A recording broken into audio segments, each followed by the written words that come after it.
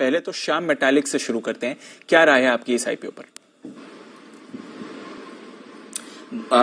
बढ़िया कंपनी है दीप, और मुझे लगता है कि इन्वेस्टर्स को अप्लाई करना चाहिए बड़े लिस्टिंग गेन के लिए भी और लॉन्ग टर्म के लिए। आज से भी पहले मैं आपको बता दूं कि क्या क्या अच्छा है इस कंपनी में।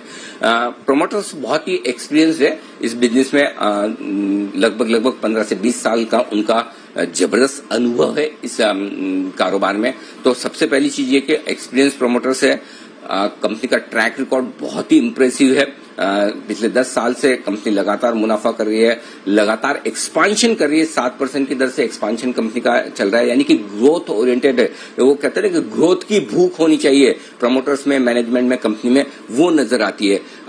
आमतौर पर पिछले साइकिल में जो सबसे बड़ी समस्या स्टील कंपनियों के साथ में आई है, जो मेटल कंपनियों के साथ में आई है, वो बैलेंस शीट भारी भरकम बड़ी बना दी, कर्ज लेकर बैठे हैं, एक्सपांशन पे एक्सपांशन किए जा रहे हैं। जैसे कमोडिटी साइकिल ढीला हुआ, आपने देखा कितनी कंपनियां बिक गई। इस कंपनी के बारे में ये सबसे बढ़िया काम जो मुझे नजर आता है वो है कि debt equity ratio 0.11, one of the lowest है इंडस्ट्री में, वन ऑफ द लोएस्ट। तो डेट सिचुएशन बहुत कंफर्टेबल है, और उसके साथ साथ अगर आप रिटर्न ऑन इक्विटी देखिए तो 26% से ज्यादा का, ये बहुत इंप्रेसिव है। 26% का रिटर्न ऑन इक्विटी, और वो भी इतने कम डेट इक्विटी रेशियो के साथ। तो फाइनेंशियल के लिहाज से आप देखेंगे आपको बहुत मजबूत नजर आएगी। अब आगे क्या, ये तो पास्ट है। 2025 तक कंपनी अपनी क्षमता दुगुनी से ज्यादा करेगी। आई थिंक 5.7 MTPA है अभी कैपेसिटी, जो 11.5 के आसपास ये दुगुनी से ज्यादा हो जाएगी। यानी कि अगले 4 साल में कंपनी कैपेसिटी डबल से ज्यादा करेगी, और मुझे लगता है उस लिहाज से बेहद आकर्षक वैल्यूएशन पर ये कंपनी ट्रेड कर रही है। और अगले 3 से 5 साल जो ग्रोथ आउटलुक है, और वो भी सबसे बड़ी बात एक और बताऊं दीप, वो ये है कि जो कुछ भी एक्सपांशन प्लान कर रहे हैं ये सारा का सारा मैक्सिमम इंटरनल अक्रूवल से होगा। यानी कि कंपनी अपना कर्ज बढ़ाने वाली नहीं है।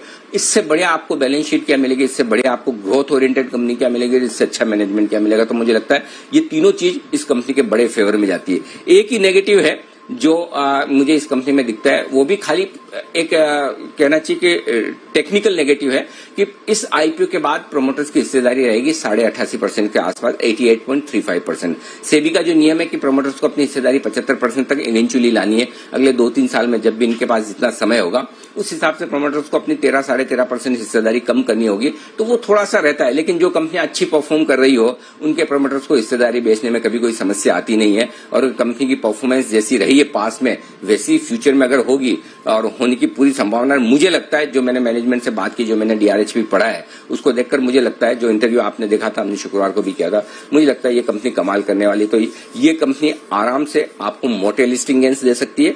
बड़े लिस्टिंग गेंस के लिए भी पैसा लगाइए और लॉन्ग टर्म के भी लिए लगाइए। आराम से स्टॉक दुगुना होने की ताकत रखता है। और अगर 2025 तक ये स्टॉक आपको 800-1000 रुपए की रेंज में भी पहुंच जाए तो मुझे आश्चर्य नहीं होगा।